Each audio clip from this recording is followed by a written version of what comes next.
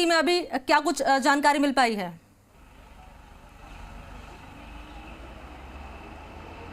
देखिए 11 लोगों की मौत की पुष्टि अभी तक यहाँ पर हुई है और 3 से 4 घायल ऐसे बताए जा रहे हैं जिनकी स्थिति गंभीर बनी हुई है। इसके अलावा लगभग 1 दर्जन ऐसे घायल हैं जिनका अभी उपचार एसएमएस अस्पताल के ट्रोमा में चल रहा है और उसके अलावा जो अन्य घायल थे उनको प्राथमिक उपचार के बाद छुट्टी दे दी गई है। अब तस्वीरें सीधे मैं मौके की दिखाता हूँ। अभी जहाँ पर यह हादसा हुआ वहाँ पर मैं खड़ा हूँ।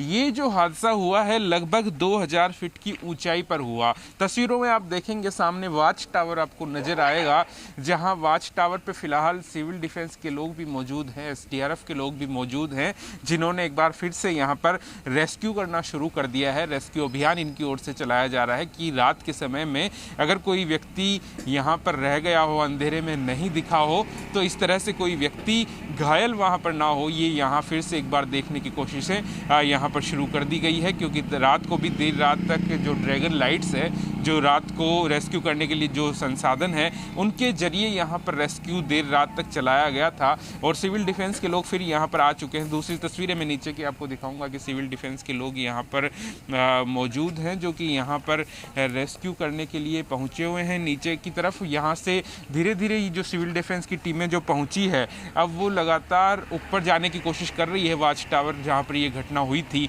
कल की अगर घटना की बात करते हैं तो काफ़ी दिनों से जयपुर में गर्मी का प्रकोप था, लेकिन कल शाम को मौसम जब सुहाना हुआ तो काफ़ी लोग यहाँ पर घूमने के लिए पहुँचे थे। और वॉच टावर के ऊपर लोग इसलिए जाते हैं कि मैं कैमरा पर्सन मनीष को कहूँगा कि एक दूसरी तरफ का एक बार नज़ारा दिखाए जहाँ पर आमिर महल दिखाई देता है। इस आमिर महल को एक साथ पूरा देखने के लिए लोग सामने की पहाड़ी पर जाते हैं, वॉच टावर पर जाते हैं, जहाँ से एक पूरा नज़ारा कहा जा सकता है कि आमिर महल का दिखाई देता है।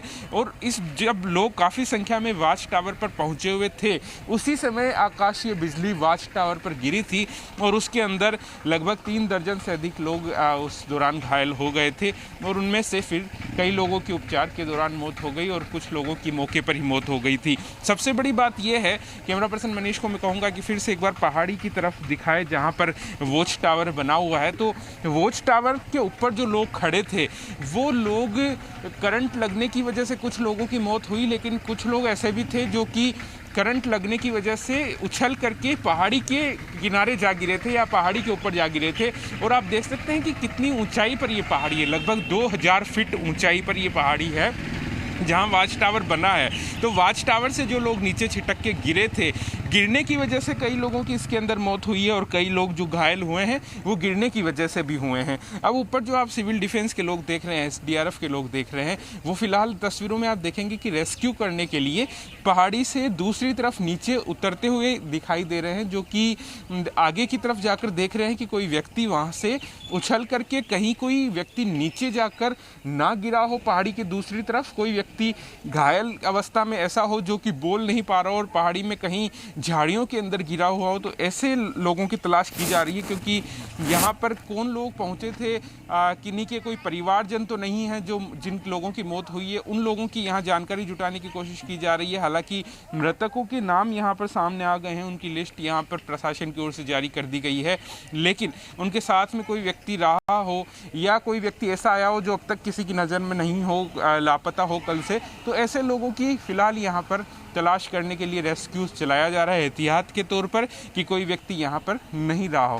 तो सिविल डिफेंस की टीम जो रात को देर रात तक रेस्क्यू करती नजर आ रही थी, रात का अंधेरा था, इस वजह से रेस्क्यू में काफ़ी परेशानी हो रही थी, लेकिन अब जाकर के जिस तरह से वापस दिन का उजाला होने लगा है, वापस उसी तरह से रेस्क्यू यहाँ पर शुरू कर दिया गया है। लेकिन रेस्क्यू में सबसे बड़ी समस्या यहाँ पर यह है फिलहाल कि रात को काफ़ी तेज़ बारिश हुई थी और यही बारिश सुबह भी यहाँ पर देखने को मिल रही थी और इसकी वजह से जो पहाड़ी इलाका है ऊपर का, वहाँ पर फिसलन काफ़ी तेज़ है, स्लिपरी ऐसी जगह ऊपर बन गई है, जिसकी वजह से काफ़ी मशक्क़त करनी पड़ रही है सिविल डिफेंस के लोगों को, एसडीआरएफ के लोगों को पहाड़ी में रेस्क्यू चलाने में, क्योंकि रास्ता कुछ इस तरह से बना हुआ है कि पत्थरों के सहारे दूसरी तरफ अगर रेस्क्यू करने के लिए उतरना हो तो पत्थरों के सहारे ही उतरा जा सकता है। और ऐसे में जब फिसलन वहाँ पहाड़ी पे हो तो वहाँ पर रेस्क्यू चलाना काफ़ी मुश्किल हो जाता है, क्योंकि रात को भी हमने देखा था जो घायल थे यहाँ पर उनको नीचे लाने में काफ़ी यहाँ पर परेशानी हो रही थी घायलों को, क्योंकि रास्ता जिस तरह से बना हुआ है, इधर मैं कैमरा पर्सन मनीष को कहूँगा कि एक बार नीचे से ये रास्ता दिखाए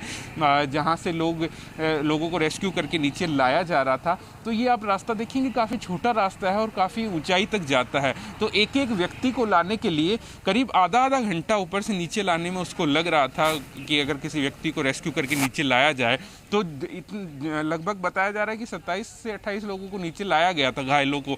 तो आप सोच सकते हैं कि कितना समय उसमें लग जाता है, कितनी टीमों की उसमें ज़रूरत होती है उनको लाने के लिए। और फिर कई मृतक थे वहाँ पर, जो 11 मृतक अभी सामने आए, उन सभी के शव को नीचे लाया गया। तो उसमें काफ़ी मशक्क़त टीमों को देर रात तक करनी पड़ी थी और इसी के चलते देर रात को अंधेरी की वजह से जो दिक्कत आई थी उन सारी दिक्कतों को दूर करके अब फिर से एक बार रेस्क्यू शुरू किया गया। और वाच टावर के आसपास सभी जगह पर सिविल डिफेंस की एसडीआरएफ की टीमों को फैला दिया गया है कि कोई व्यक्ति वहां पर छूटा नहीं हो, किसी तरह का कोई घायल व्यक्ति वहां पर नहीं रह गया हो। ये फिलहाल यहां पर तलाशने की कोशिशें की जा रही है। लगातार जो सिविल डिफेंस की टीमें हैं वो यहाँ पर पहुँचते जा रहे हैं। अतिरिक्त यहाँ पर सिविल डिफेंस की बाहर से टीमों को भी बुला लिया गया है। एसडीआरएफ की भी जो बाहर के लोग हैं, जयपुर से बाहर जो एसडीआरएफ की टीमें लगी हुई है उनमें से भी कुछ टीमों को यहाँ पर बुलाया जा रहा है। तो कोशिश यही की जा रही है कि अगर कोई व्यक्ति फंसा हुआ है तो उसको जल्द से जल्द मदद मिल सके। तो सिविल डिफेंस एसडीआरएफ तो यहाँ पर है ही, साथ ही पुलिस के जो कर्मी हैं वो यहाँ पर पहुँचे हुए हैं, एहतियात के तौर पर व्यवस्थाओं को यहाँ पर संभाल रहे हैं। तो सभी की कोशिशें यही हैं कि जो घायल अभी एसएमएस अस्पताल में पहुंचे हुए हैं सबसे पहले उनको तो इलाज मिल ही रहा है, इसकी व्यवस्थाएं तो सभी लोग देख ही रहे हैं, लेकिन कोई व्यक्ति यहाँ ना फंसा हो इसकी भी यहाँ पर देखने की कोशिश की जा रही है। इसी को लेकर के अभी यहाँ पर रेस्क्यू जारी है। जी बिल्कुल शरद, आपने तमाम जानकारी दी और तस्वीरें भी आपने दिखाई। और देखिए शरद, जो राहत बचाव की टीम मौके पर मौजूद है उनसे बातचीत करने की कोशिश की गई कि कब तक रेस्क्यू पूरा कर लिया जाएगा। हालांकि आपने ये बताया है कि उन लोगों को ढूंढने की कोशिश की जा रही है जो कहीं झाड़ियों में अटके ना हो ताकि उनका पता लगाया जा सके। और दूसरी बात ये कि जिस तरीके से अभी 11 लोगों की मौत की पुष्टि हुई है शरद, क्या ये जो संख्या है वो बढ़ सकती है? यानी कुल मिलाकर गंभीर मरीज हैं वो कितने हैं और जिनका प्राइमरी इलाज चल रहा है यानी जो इंजर्ड है वो कितने मरीज हैं शरद?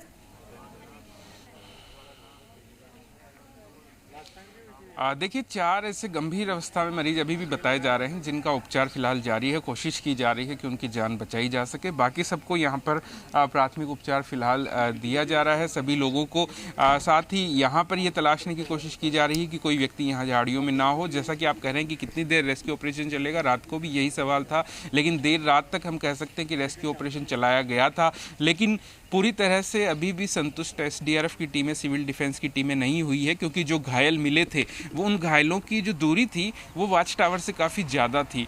तो वाच टावर से कोई उछल के अगर नीचे गिरा हो तो पहाड़ी कुछ इस तरह की है कि वो झाड़ियों में काफ़ी नीचे तक आ सकता है। अगर वाच टावर से कोई व्यक्ति करंट की वजह से उछल के गिरा हो तो ऐसी स्थिति में उसको अंधेरे में खोजना, इस तरह की पहाड़ियों में जा घना, आप देख सकते हैं किस तरह से झाड़ियाँ सामने दिखाई दे रही है, तो रात के समय काफ़ी मुश्किल हो जाता है। इसके चलते अब सुबह से फिर से तेजी के साथ में रेस्क्यू। सारा तस्वीरें आपने दिखाई और महत्वपूर्ण जानकारी भी आपने दी, बताया किस तरीके से इंतजामात जो हैं वो किए गए हैं। और साफ तौर पर जो जानकारी मिल रही है वो ये क्या 11 लोगों की मौत की पुष्टि हो चुकी है। शरार, आप मेरे साथ बने रहिए, मैं आपके साथ फिर से जुड़ूंगी, फिर लौटूंगी, बने रहे आप मेरे साथ। फिलहाल